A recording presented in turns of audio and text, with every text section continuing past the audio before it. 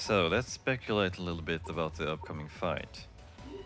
Um, I'm gonna compare this with Shadow Michelle a bit, but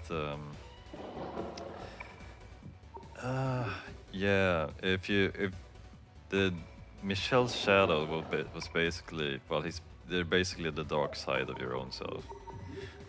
So if you take that in consideration, that, yeah, if, gonna have to think a little bit about Ginkgo and, I mean, her personality and story and all that.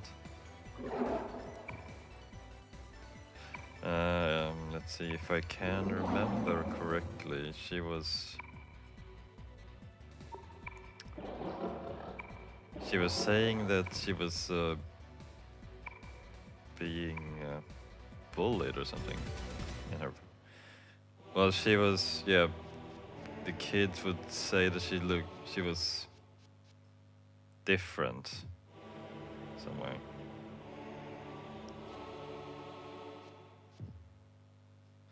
And, well, and she clings to Tatsuya for some reason.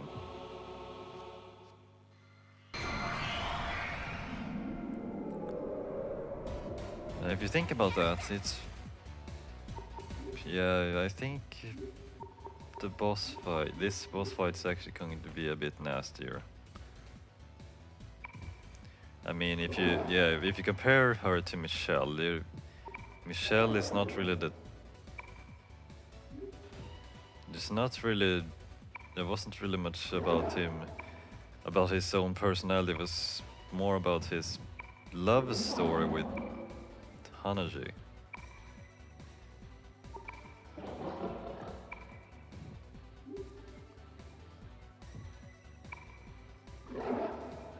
Because he was, yeah, I mean, he's a bit, he's a bit narcissistic, but the shadow really didn't make much of an impact in terms of, oh, I'm your dark side, you are such a bad person.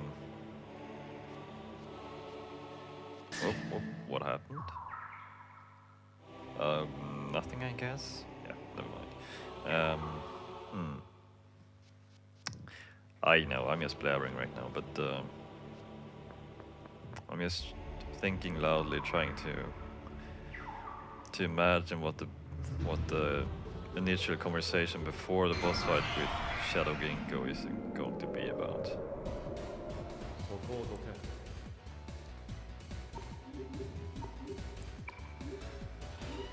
I mean, there's always the part where you're facing yourself and your evil self is throwing all of these facts about you back at everyone else, and everyone gets to know how such a bad person you are, and then the fight usually starts, and yeah, and after that you come to terms with yourself and you power up. It's a bit predictable like that, but yeah, but he at least did a good enough job to give to give the main cast a certain degree of personalities. Well, perhaps Jun and Tatsuya I would say are the least developed characters. Well, Tatsuya for obvious reasons, but yeah, Jun and Tatsuya, they're pretty much alike. They both seem come off as the quiet types to me. I mean, he was manipulated pretty hard by his dad. I don't know who the heck his dad is still. And yeah, actually that kind of makes me wonder what Tatsuya's boss fight is going to be like in the Leo Shrine.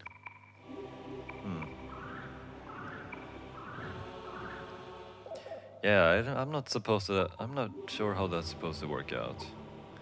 Because, yeah, Tatsuya is the typical silent protagonist. So, it's going to be interesting. Oh, Trish's fountain. the game has to stop deceiving me with yeah, the same door design. I was getting my hopes up a little bit there. Yeah, I'm pretty keen on getting to fight Shadow Tatsuya pretty soon, just because of that.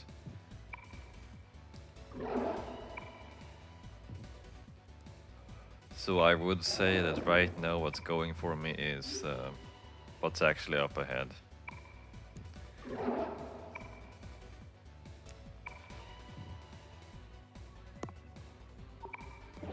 I'm not sure what Shadow Ginkgo is going to be about, but you can bet that it's going to partly be about Tatsuya and how she had a bad childhood. It's something like that. I don't think there's actually been anything else revealed about Ginkgo, which you can figure out by yourself.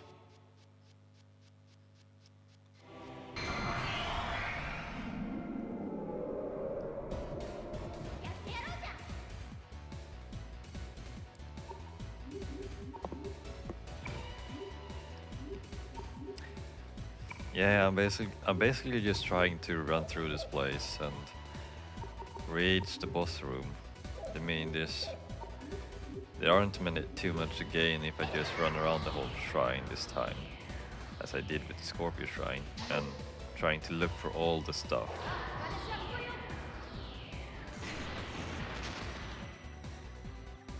I mean, if you just think about it, if you're not really even trying, there's not much incentive to actually go hunt for treasures in this game. Yeah, it's not like you really gain something super special, secret, yeah. No, I can either go down or up.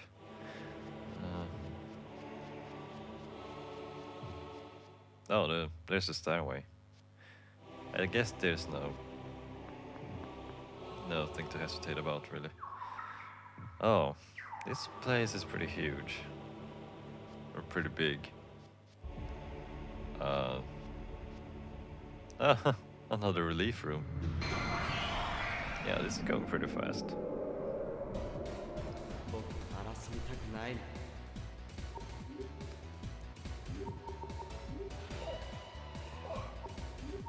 I mean, yeah, lately I've been thinking of cutting off parts which are a bit boring. But this is a blind playthrough, so there's not really much I can cut off, even if I wanted to. I mean, I do keep some grinding off screen, but at this point in the game, just considering how I'm stronger than the normal enemies I encounter, and I think I'm actually fairly close to what the boss fights, how strong the bosses are. So I don't think I actually need to grind for a good while. Unless I need to raise some persona ranks or something. But I do those things off screen. But otherwise I'm just moving forward. As much as I like this game, it's a pretty long game, and rather than actually starting on another Let's Play, I would actually like to finish this game at some point. I would say that I think this is actually the game where I'm actually closest to finishing. And it does give me a sense of accomplishment if I do finish this game at some point. Because then I can say that, yeah, it was not the most challenging game I've ever played, but it's actually I've actually enjoyed it quite a bit. But yeah, I suppose it's a bit too early to say all this. I don't even know how much there is left, but Yeah, I can't quite imagine that. Well, I still have something. There's still something I have to do even after all of these shrines are cleared. So it's not over yet.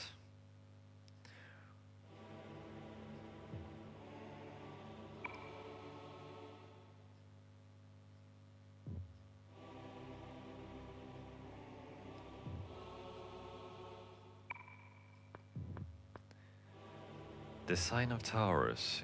It embraces the earth element and it symbolizes love and beauty, wealth and fertility. It also speaks of deep jealousy. This sign really suits Lisa, doesn't it? Oh yeah, Jun is pretty knowledgeable about the zodiacs and all that.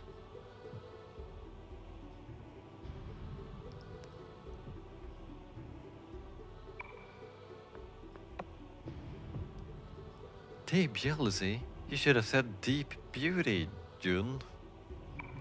Didn't you hear the part where he was saying that? He was speaking of beauty, so I don't know where you're coming from. Okay, left or right? Right. Oh wait. Oh, there's the stairway. Huh.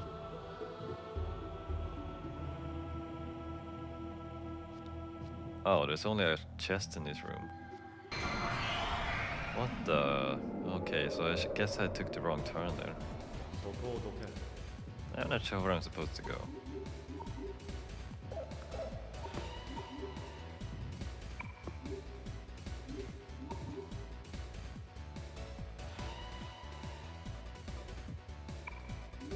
Man, yeah.